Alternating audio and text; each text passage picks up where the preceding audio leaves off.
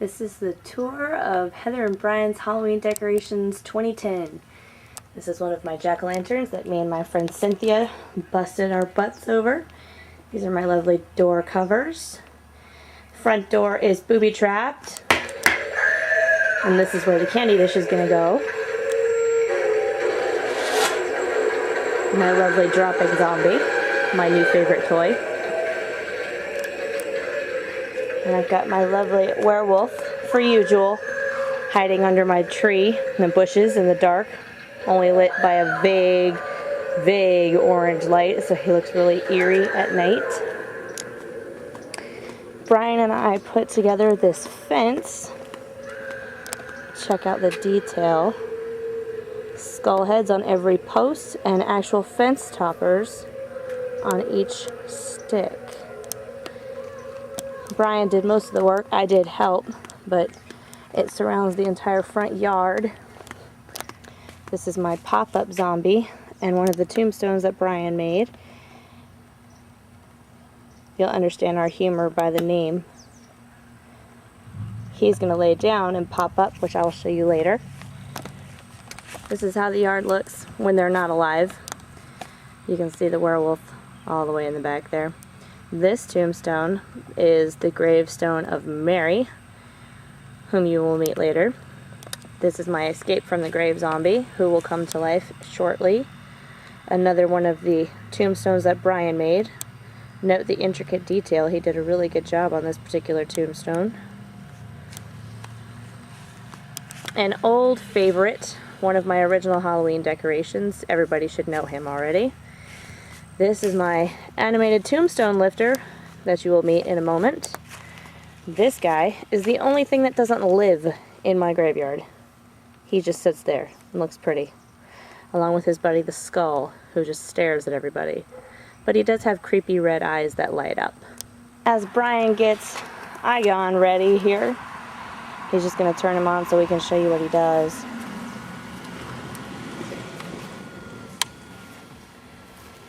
He's getting ready for his pounce.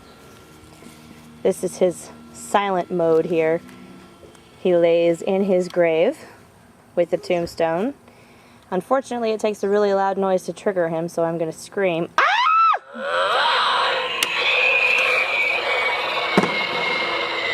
That's what he does.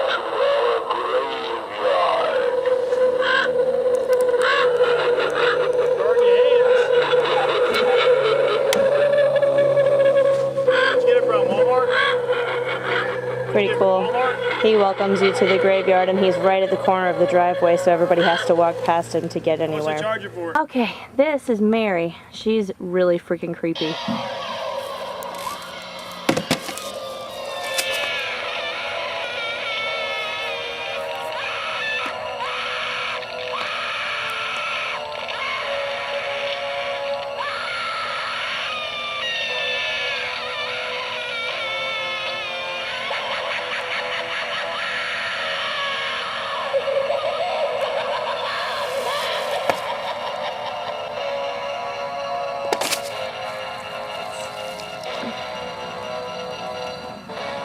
And she resets herself and is supposed to pull her tombstone all the way up, but something's wrong at the moment. While Brian's fixing Mary, everybody should know this guy.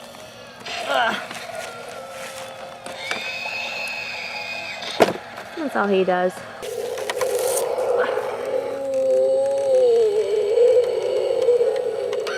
Take one step into this graveyard and become one of the living dead.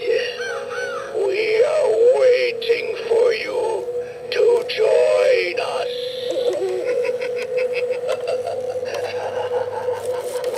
And then he resets himself for the next victim. The skull talks. However, whoever designed his sound system was really stupid. So, when we turn him on, the best part about him is his glowing red eyes. Oops. There we go.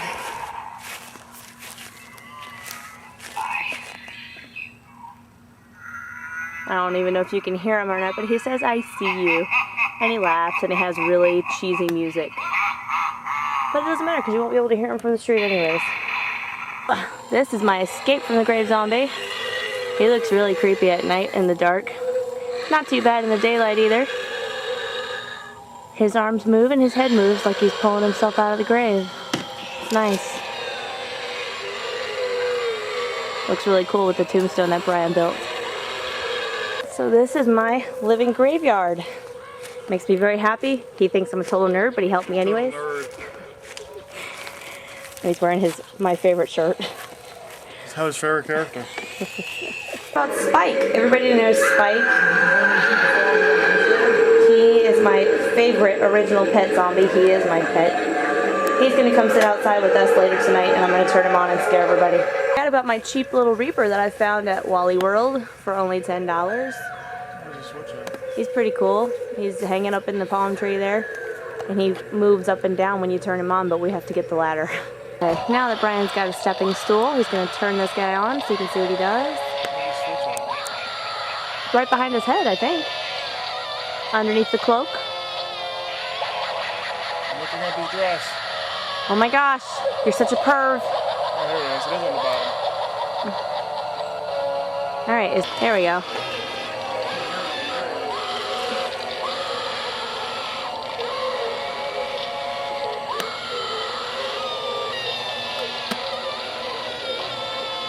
See, he just goes up and down. I think his eyes blink red maybe in the dark. I'm not real sure. Just a filler decoration. Here's another one of my pumpkins that Cynthia and I cut. Very cool, very Sleepy Hollow. This is another pumpkin. Mummy face. He's got a color changing light in him later tonight, whereas the other ones have strobe lights, so he's cool. He remembers Freddy. He talks. I just have him off right now. This is my new Reaper. He was really cool looking. We had him inside for the party last night, and we're going to take him outside to the other tree for tonight, probably. And there's Spike guarding my door. This is a dropping spider. It's huge and it's heavy. So we decided not to hang it anywhere that anybody could actually get hurt from it, so it's kind of on the office door. This is my other pumpkin. It's a skull face. He's got a strobe light. And of course Freddy, my other Freddy, and my pride and joy, meaning Robert Englund. 2 strobe lights that we're going to have on either side of the yard.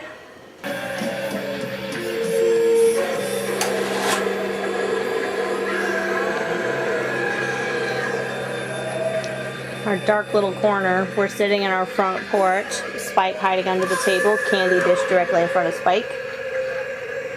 Spike's on a remote control, so when they go for the candy, I'm going to turn them on. Here's my lovely pumpkin with his candle, looking all lovely and badass. We got a fog machine going over here by the werewolf to make him look extra creepy. Because he wasn't creepy enough before, right, Joel? Nah. Got the strobe pumpkin, the glowy skeleton,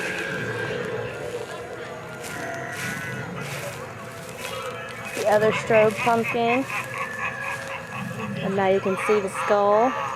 Here we go. This is Mary in the dark.